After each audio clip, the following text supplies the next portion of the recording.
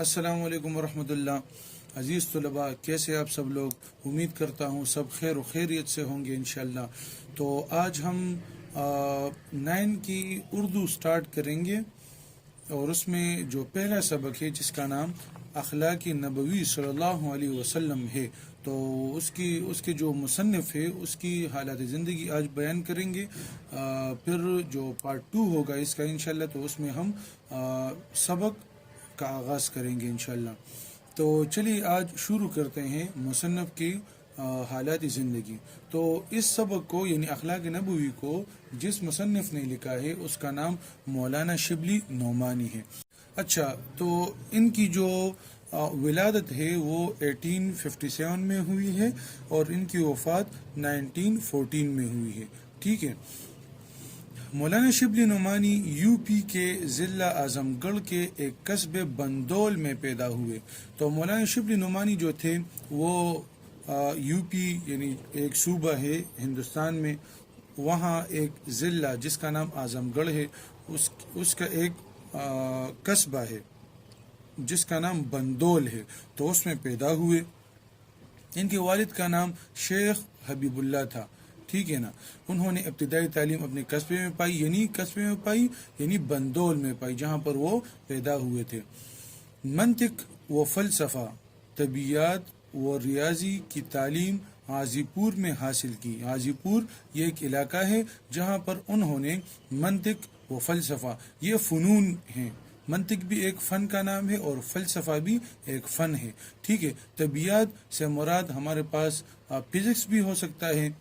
इसके अलावा अगर हम देखें तो इससे मुराद हमारे पास मेडिसिन वगैरह भी हो सकते हैं। ठीक है। मेडिसिन या जिस तरह तबीब लोग होते थे पहले ज़माने में, तो वो भी यहाँ पर इससे मुराद हो सकता है।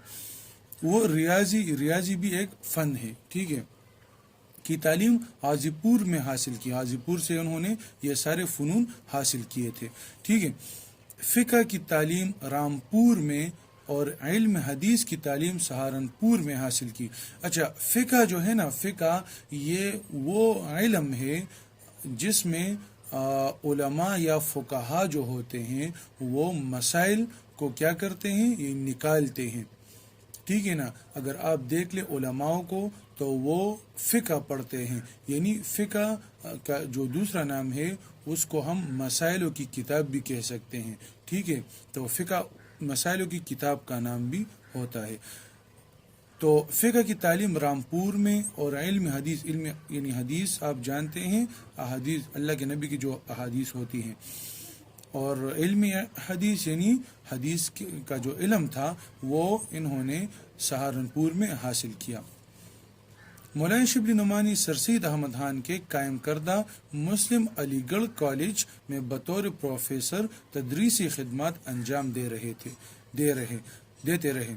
अच्छा, मौलाना शिबली नोमानी जो थे वो सर सैयद अहमद खान ने जो यानी अलीगढ़ कॉलेज बनाया था, तो उस कॉलेज में ये बतौर प्रोफेसर तदरीसी खिदमत यानी अपनी दरसी खिदमत वो सर अंजाम दे रहे थे। वो एज अ प्रोफेसर वो क्या कर रहे थे, टीचिंग कर रहे थे उसमें। अच्छा, 1882 में प्रोफेसर आर्नल्ड के साथ इस्लामी ममालिक का दौरा किया। अच्छा, फिर 1882 में उन्होंने प्रोफेसर आर्नल्ड के साथ इस्लामी ममालिक यानी दुनिया में जितने भी इस्लामी ममालिक थे उनका क्या किया, दौरा किया। तुर्की हुकूमत ने उन्हें तमग़े मजीदिया और अंग्रेज़ी हुकूमत ने उन्हें शम्सुल उलमा का खिताब दिया। तो तुर्की हुकूमत ने उन्हें तमग़े मजीदिया, ये एक एज़ाज़ी तमग़ा था जो तुर्की हुकूमत ने इनको बतौर एज़ाज़ दिया। ठीक है।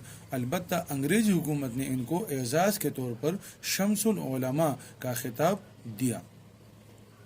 सर सैयद की वफ़ात के बाद लखनऊ चले गए। अच्छा, ये जब सर सैयद वफ़ात हो गए तो उसके बाद ये मौलाना शिबली नोमानी वो कहाँ चले गए, यानी लखनऊ चले गए।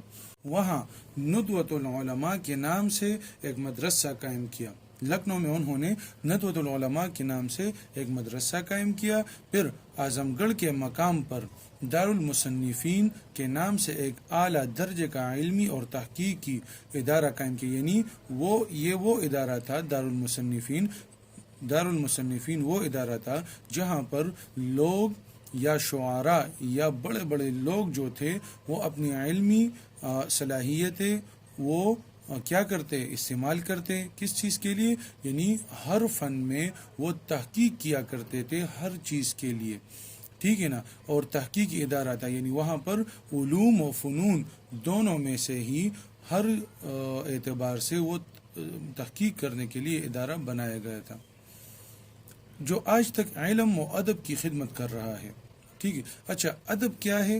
ادب اگر ہم دیکھ لیں تو اس کے بہت سے پہلو ہیں، لیکن اگر جو نمایاں پہلو ہیں ہمارے سامنے وہ کون کون سے ہیں؟ ایک نثر نگاری ہوتی ہے اور ایک شاعری ہوتی ہے، ٹھیک ہے نا۔ ایک نثر میں ہوتا ہے، وہ بھی ادب کا ہی حصہ ہوتا ہے، اور دوسرا حصہ جو شاعری ہوتی وہ ہوتی ہے، ٹھیک ہے۔ تو ادب کو آپ تھوڑا سمجھیں کہ ادب وہ فن ہے جس میں ایک شاعر یا ایک مصنف یا عام انسان وہ اپنے فیلنگز کو، اپنے احساسات کو اور اپنے جذبات کو رواں طور پر یا رواں صورت میں وہ بیان کرتا ہے، تو اس کو ادب کہتے ہیں، ٹھیک ہے۔ اور اگر ان الفاظ کو وہ شاعرانہ انداز میں وہ بیان کرتا ہے تو پھر بھی اس کو ادب ہی کہتے ہیں، لیکن اصل چیز جو ہے وہ ایک انسان کی ایک شخصی احساسات کو یا جذبات کو اپنے الفاظ میں بیان کرنے کو ادب کہتے ہیں، ٹھیک ہے۔ مولانا شبلی نے تاریخی سوانح عمریوں کے ذریعے مسلمانوں کو ان کے سنہری ماضی کی یاد دلا کر مستقبل کی تعمیر پر ابھارنے کی کوشش کی، یعنی اگر ہم آج مطالعہ کریں یا مشاہدہ کریں تو ہماری جو نئی نسل ہے، جو ہماری نیو جنریشن ہے، تو وہ مغرب کی طرف بہت زیادہ ان کی رجحان ہے، لیکن مولانا شبلی نعمانی نے کیا کیا؟ تاریخ سوانح عمریوں، یعنی سوانح عمریوں کہتے ہیں حالات زندگیوں کو، ٹھیک ہے۔ تو تاریخ سے مراد وہ لوگ ہیں جو بڑے بڑے لوگ مسلمانوں میں گزر چکے ہیں، تو ان کی جو سوانح عمری ہے، حالات زندگی ہے، تو ان کے ذریعے مسلمانوں کو اپنی ماضی، اپنی جو سنہری ماضی تھی اس کی یاد دلانا تھا، ٹھیک ہے، تاکہ وہ ان مسلمانوں کو آنکھوں کے سامنے آ کر وہ اپنے مستقبل کے لیے یعنی جو ان کی ارادے ہیں ان پر پختہ ہو جائے اور وہ صحیح راستے پر اور ان کی اصلاح ہو جائے، ٹھیک ہے۔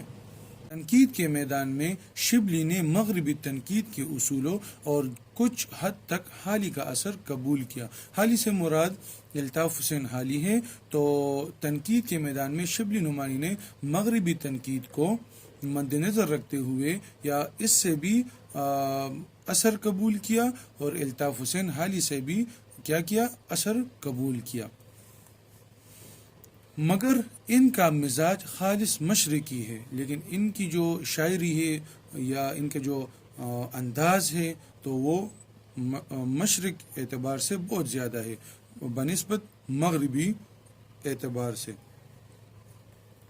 وہ کسی وقت بھی مغرب کی تہذیب اور اس کے علم و ادب سے مرغوب نہیں ہوتے، یعنی مرغوب کہتے ہیں متاثر نہیں ہوتے، وہ کبھی بھی مغرب کی تہذیبوں سے یا ثقافتوں سے وہ یا ان کی جو علم و ادب ہے تو ان سے کبھی متاثر نہیں ہوتے تھے۔ ان کا شمار سرسید کے رفقا جمع رفیق کہتے ہیں ساتھی کو، تو ان کا جو شمار ہے وہ سرسید کے رفقا اور اردو نثر کے عناصر خمسہ میں ہوتا ہے۔ ان کی تحریروں میں ادب کا مقصدی پہلو نمایاں ہے۔ اچھا، اگر ہم دیکھیں تو جو ادب ہے اس میں دو قسم کی شاعری ہوتی ہے۔ اگر ہم دیکھیں تو مقصدیت سے مراد یہ ہے کہ آپ نے دیکھا ہوگا کہ ایک جو شاعری ہوتی ہے اس کو ہم عشق مجازی کہتے ہیں اور ایک کو عشق حقیقی کہتے ہیں. تو پہلے جو لوگ ہوتے تھے تو وہ اکثر طور پر عشق مجازی پر بہت بحث و مباحثہ کرتے تھے. یعنی اپنی شاعری میں جو وہ بحث کرتے تھے وہ ساری کی ساری اسی عشق مجازی پر ہوتی تھی. لیکن انہوں نے جو کام کیا، جو ورک کیا، وہ مقصدیت پر کیا. یعنی انہوں نے جو نثر نگاری کی تو وہ ساری کی ساری کس کی بنیاد پر کی؟ یعنی مقصدیت کی بنیاد پر کی کہ کوئی مطلب جو شخص ہے یا جو بھی لوگ اس نثر کو دیکھتے ہیں تو اس نثر سے ان کو کیا ملے؟ یعنی کوئی سبق وغیرہ مل جائے. ان کا نصب العین یہ ہے، ان کا مقصد جو تھا وہ یہ ہے کہ مسلمانوں کی تہذیب اور تاریخ کو نئے لوگوں کے سامنے اس انداز سے پیش کیا جائے. یعنی مسلمانوں کی جو پچھلی جو تاریخ تھی، جو تہذیب اور تمدن تھا ان مسلمانوں کا، تو یعنی آنے والے لوگوں کو اس طرح ان تواریخ کے بارے میں بیان کیا جائے کہ ان کے دل میں اپنے ماضی کے متعلق خود اعتمادی پیدا ہو. یعنی ان کو یہ پتہ چلے کہ ہم کوئی مغلوب نہیں ہے، مغربی لوگوں کے ہم کوئی مغلوب نہیں ہے یا کوئی ہم غلام نہیں ہے. ٹھیک ہے نا؟ کیونکہ ہمارے جو آبا و اجداد تھے، ہمارے جو مشائخ تھے پچھلے زمانے کے، ٹھیک ہے، تو انہوں نے جو قربانیاں دی ہے تو ان کو نظر انداز نہیں کیا جا سکتا. اور ان واقعات کو مد نظر رکھتے ہوئے انسان میں یا مسلمان میں پر اعتمادی یا خود اعتمادی پیدا ہو جاتی ہے اور وہ اپنے مستقبل کو بہتر بنانے کی طرف متوجہ ہو. ان کا بیان عالمانہ، لہجہ پرجوش اور عبارت مختصر ہے. ٹھیک ہے، ان کا جو بیان کا جو طرز ہوتا تھا یا جو انداز ہوتا تھا وہ عالمانہ ہوتا تھا. یعنی جس طرح علماء کرام جس طرح وہ وعظ و نصیحت کرتے ہیں لوگوں کو، تو اس طرح کا ان کا انداز بیان تھا. لہجہ ان کا جو تھا وہ پرجوش تھا. عبارت مختصر سی تھی. یعنی عبارت مختصر سی یعنی وہ تھوڑے سے عبارت میں ہی اپنی جس طرح ہم کہتے ہیں نا کہ کوزے میں سمندر کو بند کرنا، تو تھوڑے سے الفاظ میں جو فصاحت و بلاغت ہوتی ہے تو اس سے مراد یہ ہے. ان کی تحریروں میں جوش بیاں اپنی پوری آب و تاب یعنی جوش و خروش کے